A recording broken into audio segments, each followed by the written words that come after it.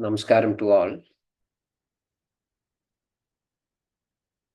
We will start our session. Chadurmukha samarambham vakbhadacharya madhyamam asmadacharya paryantam vande guru paramparam ragadirogan sadatanushaktan sheshakaya prasrudan sheshan aulsukya moha aradidan jakhana yo bhurva vaidyaya namostu tasmai. After our last session, there were many questions personally about the ideas which we tried to communicate in our last session. Of course, they were some finer ideas, and I think I was also rushing through it a little bit because of the time constraint and the initial time lapse which we had in our last session. So, considering the number of questions and the type of questions that I received after our last session, I thought of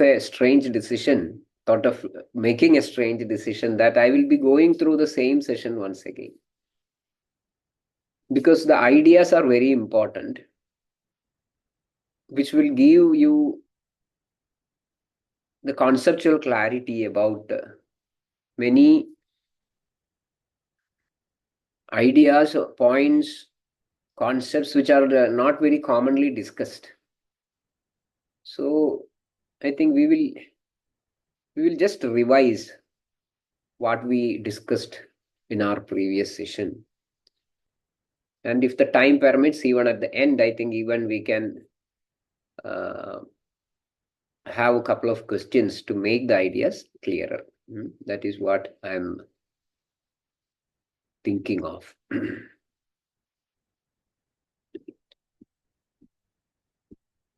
Actually, we were discussing about the samprapti.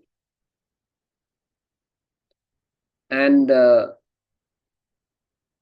as far as the clinical methods of any system is concerned, especially in our context, understanding the disease process, that is the most important part. And in our Shastra, that explanation, that understanding is known by the name Samprapti. And to come to that descriptions, actually, it is more about some sort of a Pratna Samskaranam. We were not discussing anything indirect, but we are saying, we are discussing, we are communicating many subtle ideas, by the end of which we all will have a fairly good idea about what the entire stuff is. So, as an exercise or as a part of an exercise of understanding Samprapti, we were at one particular point where Ashraya Ashrayi Bandham, the Ashraya Ashrayi relationship of Dhadus and Doshas were discussed. And we saw that Yadegasya Tadanyasya Vardhanakshapanaushadham Tatrasthinisthido Vayu Pittam tu Svedarektayoho Shleshmashesheishu Teneisham Ashrayashrayinam Mithaha Yadegasya Tadanyasya Vardhanakshapanaushadham.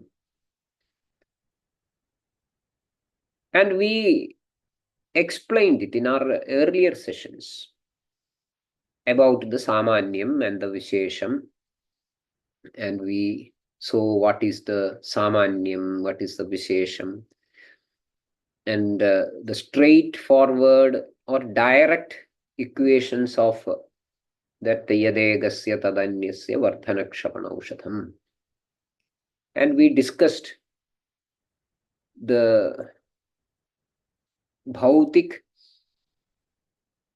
horoscope or fingerprint of each dhatu. That also we discussed.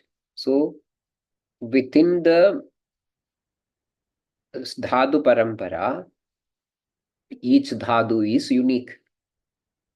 Within the dhatu parampara, each dhatu is unique. And that uniqueness is because of a particular type of uniqueness of the ingredient bhutas. It is not just about the name of the bhutas.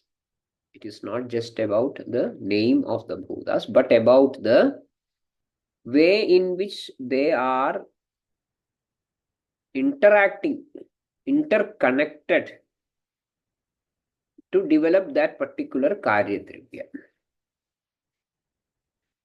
So, Prithvi is the adhishthanam, Ambu is the yoni, Agni is the factor or principle which facilitates or which delivers the pakam. So, in one single statement that this is pakam, all dhadus are made out of a particular type of pakam. And the pakam with each dhadu is unique. So it is not just about the presence of Agni in a particular position in the sequence, but it is also about the type and grade and gravity or all these things of the particular pakam which is happening in a dhatu. Similarly, see, the Prithvi is there, Jalam is there. How the Prithvi and Jalam should get bound, connected. That is decided by Vayu. The pattern in which the Prithvi Kanas are incorporated in a particular dhatu, that is decided by Vayu. So, Vayu is not just about an ingredient, but about the principle which decides how other particles or other principles should behave within.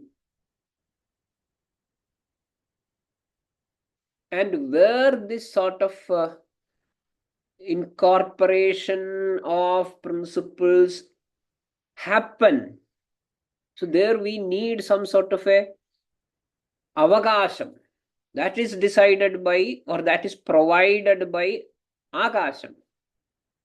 So there is a unique bhautik configuration, bhautik fingerprint in each dhatu as far as the way in which the bhutas are cooperating. So in general, all are panchabhautika.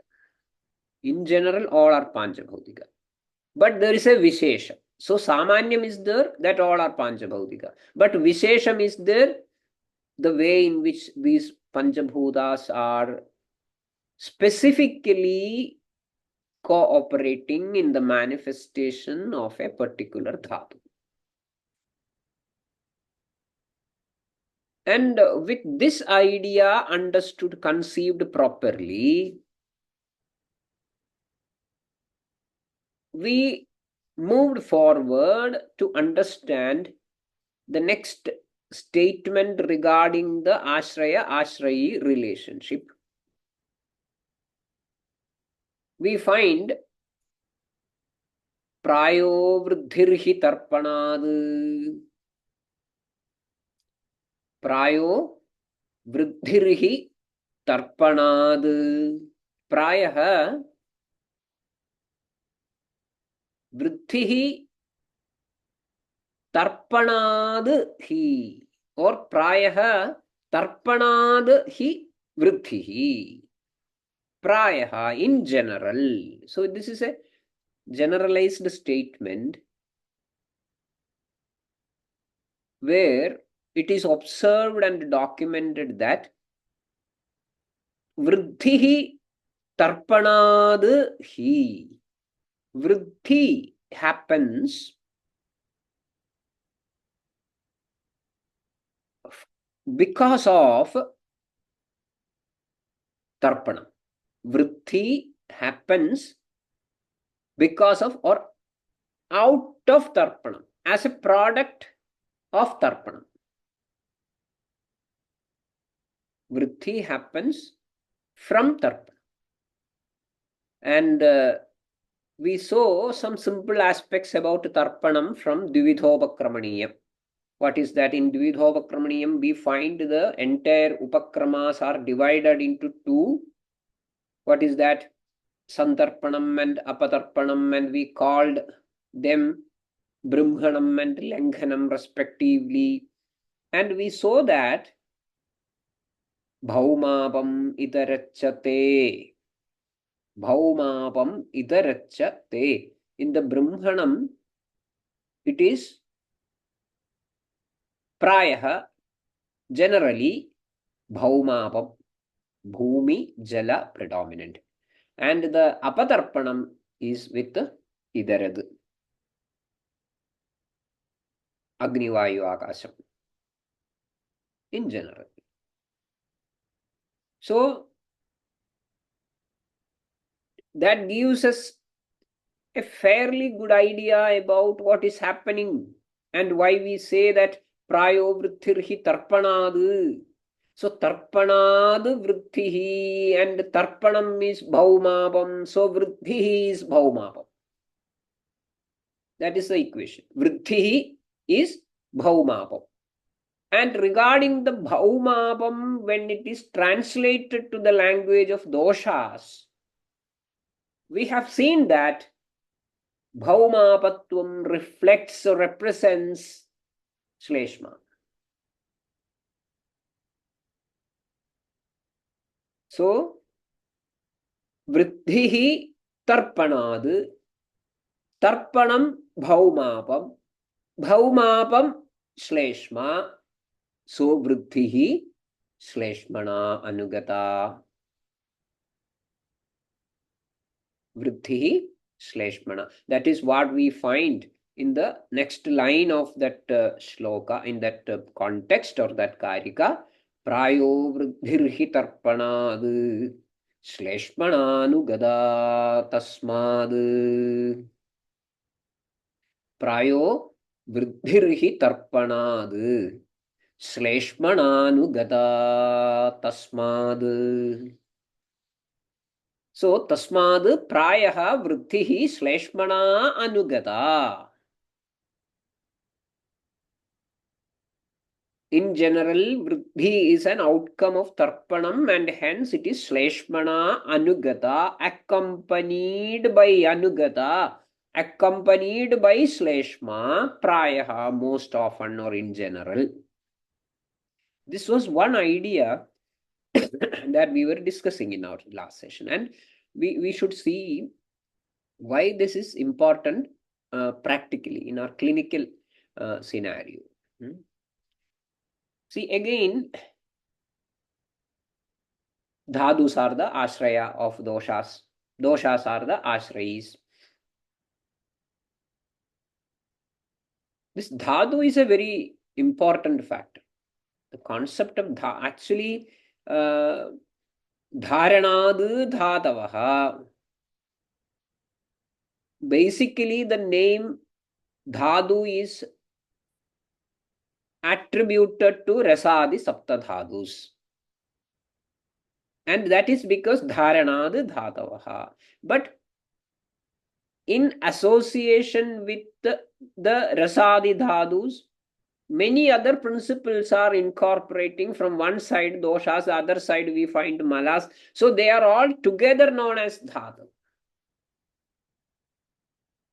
That is not for all practical purposes, but just to highlight that they are also crucial principles in the dharana dharmam.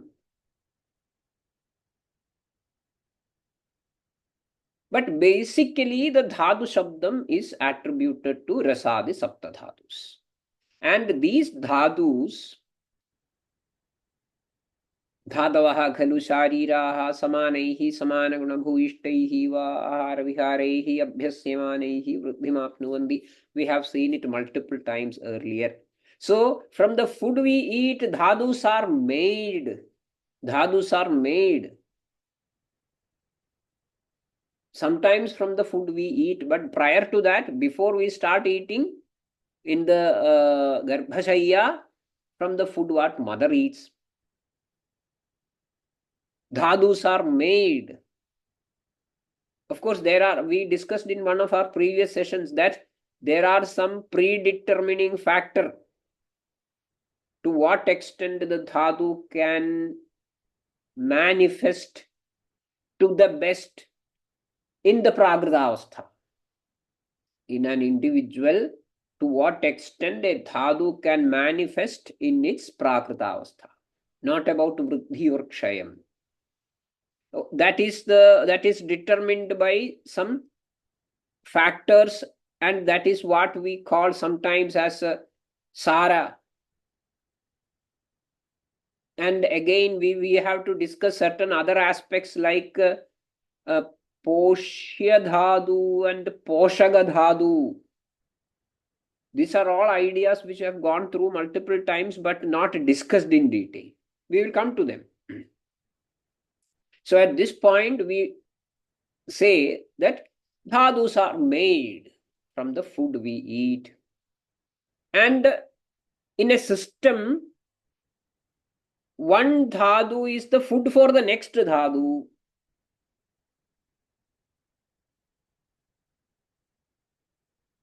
Dhadavaha khalu dhatwaharaha. And once manifested and put in place as a part of a system, each dhadu will be delivering many karmas. Will be delivering many karmas. And among the list of these karmas, we find certain division. If we look at the explanations given about the dhatu karma in Ashtanga Hridayam, we find some specific terms: Prinanam, Jivanam, Lepa, Sneho, Dharana, Purane, Garbhodpadascha. So there is no question of many karmas. There one.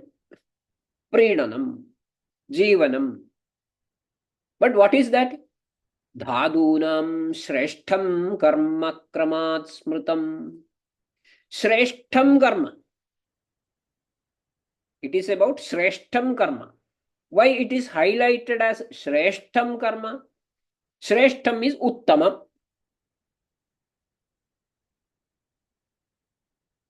Or something which worth special mentioning. What does it mean? There are other karmas as well attributable to the dhadus, but they are not worth highlighting as so unique.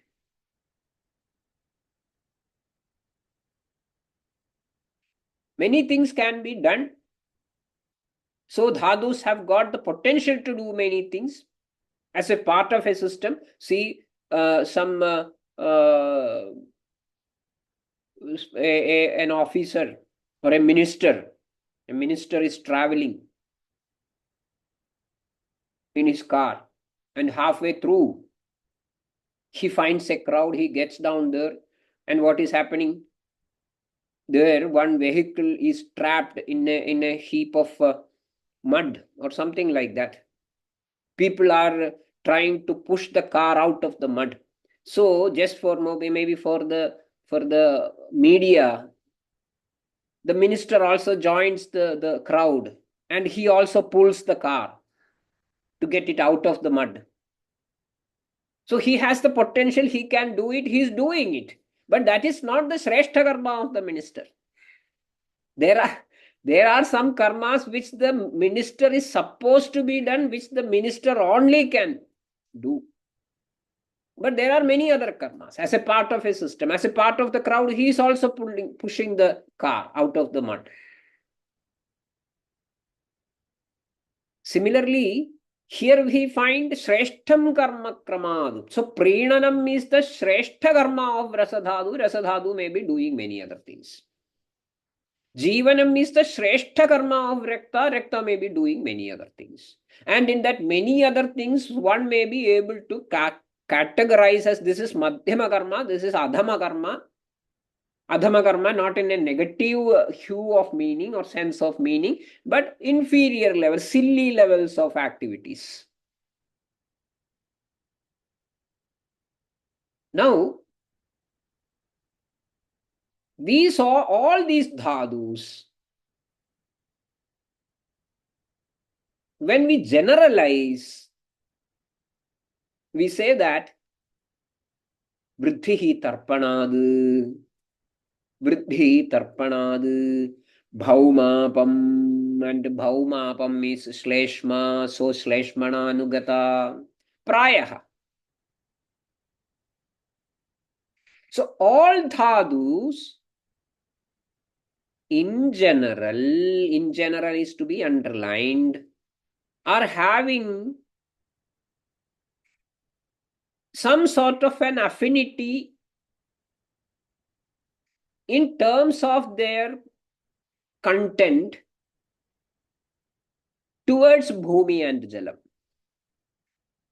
This is very important because as per the idea conceived in most of the Ayurvedic textbooks,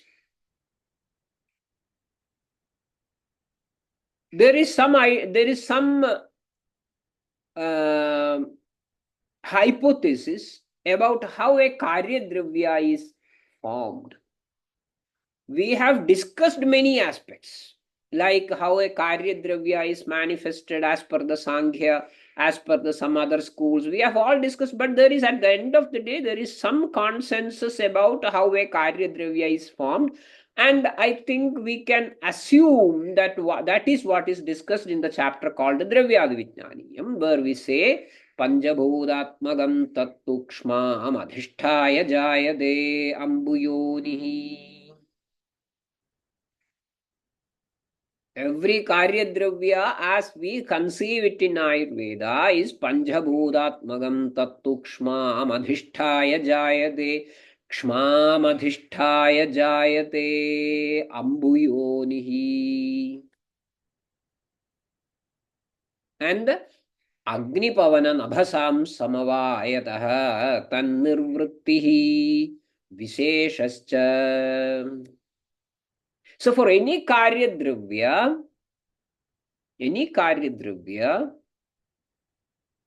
Prithvi and Jala are supposed to be the basic materials, of which Prithvi is the Adhisthana and Jala is the Yoni, Yunakti, iti Yoni, which binds the Tanmatras of Prithvi. So that way, all the dhadus are having the same nature of any other karya dravya.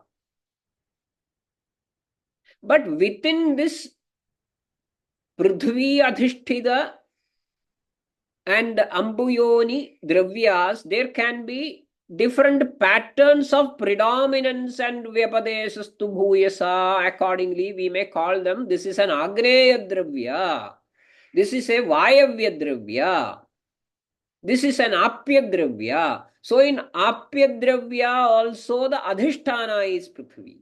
In a Vayavya Dravya, Adhisthana is Prithvi. So Rakta Dhadu is Agneya Dravya and it shows a relative predominance of Agni Bhuta, and hence it is known as the Pittashraya, Pittam tu Sweda Raktayoho, but still it has got Prithvi as its Adhisthana.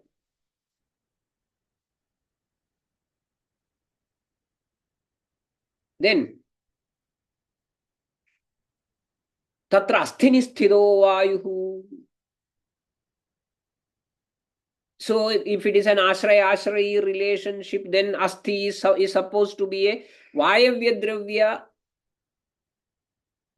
That means it has got a relative predominance of vayu bhuta. That is why it is considered as an ashraya of vada dosha. Still, its adhisthana is Prithvi. Its adhisthana is Prithvi. So, ultimately, the adhisthana of Sharira is Prithvi. And it is Sharira is Ambuyoni. With different grades of predominance of all the five bhutas in various dhatus. And that is the reason why each dhatu is Vishesha. Each dhatu is Vishesha. But still, there is a fundamental platform on which everything is operating, and that is Prithvi Jala Pradhana, Shleshma Pradhana, Sneha Pradhana, and that is why we find the explanation by Acharya Sushruta that Snehasaro Ayam Purushaha Pranascha Sneha Bhuishtaha Sneha Sadhyascha Bhavandi. So, Sharira is Snehasaro Ayam Purushaha. This is very important understanding. This is very important understanding. It is on to this Snehasara Purusha that we are superimposing the idea of Tridoshas. So it is a superimposed idea on a platform of dhadus, which in turn is a platform of bhutas. Which in turn is a platform of bhutas. So what happens? When a vruddhi is happening, a vruddhi of prithvi jala bhuta gunas will be happening overall, which is a highly samanya vruddhi. That is why there is a mentioning that prayo vruddhirhi tarpanad shleshmana nugada tasmad. So what happens? With every vruddhi happening in the Sharira dhadus, there is a general vruddhi of Prithvi Jala Bhuta Gunas. Of course, the level at which these are going to manifest may be different from dhadu to dhadu. But there is a generalized increase in Prithvi Jala Bhuta Gunas. And hence, with every vruddhi, there is a non-specific upsurge of kabhadosha. With every vruddhi happening in the Sharira, that means with every vruddhi happening in the Prithvi Jala Bhuta Gunas, there is a non-specific upsurge of the presence of kabhadosha.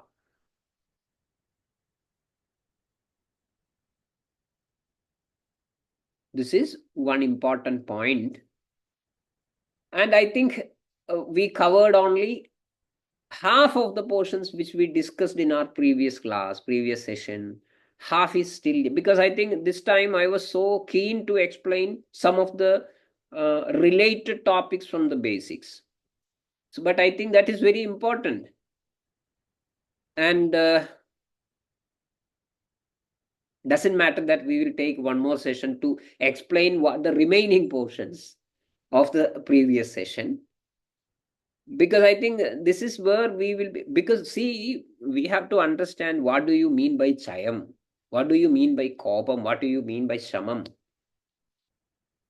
and why these are different, and why the strategies to be adopted in each of these situations are different. Because without understanding these things, how can we understand what samprapti is? So I think we will go maybe still slower, doesn't matter. Fortunately or unfortunately, the time is over. So I think if there are something there in the chat box, I will see. Otherwise, we will come with the rest of the portions related to this Ashraya Ashrayi Bandham and how the dosha dhadu interface happens in the all these vriddhi type of things, and which will enable us to understand every samprapti in a clearer and brighter way. So if there are no other queries, I think as it is 7 o'clock, we will wind up. Thank you very much. भिषजां साधुवृत्तानां भद्रम् आगमशालिनाम् अभ्यस्तकर्मणां भद्रं भद्रं भद्राभिलाषिणाम्. Thank you.